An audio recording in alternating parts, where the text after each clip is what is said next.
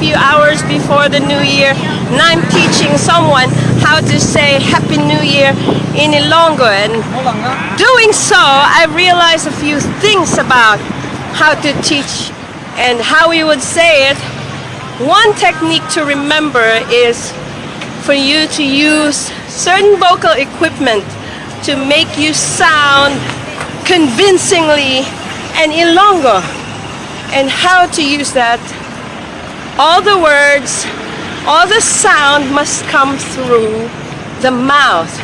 Forget about the nasal thing. We don't use our noses to speak Ilonggo or any Filipino language.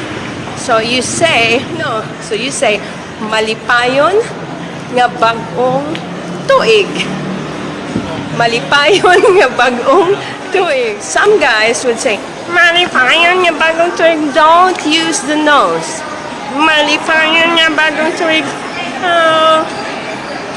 Malipayon nga bagong tuig. Malipayon nga bagong tuig sa inyo nga tanan.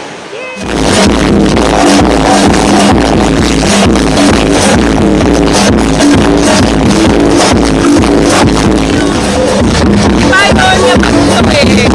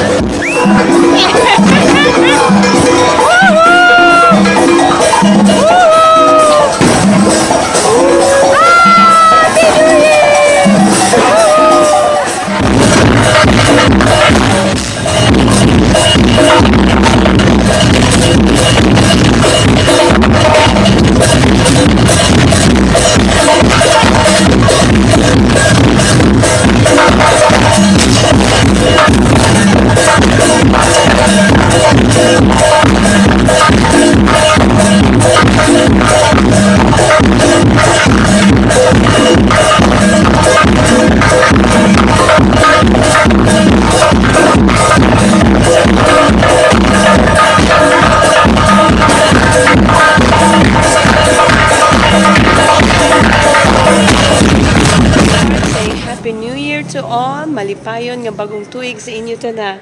I'm so drunk now and tired after all the dancing.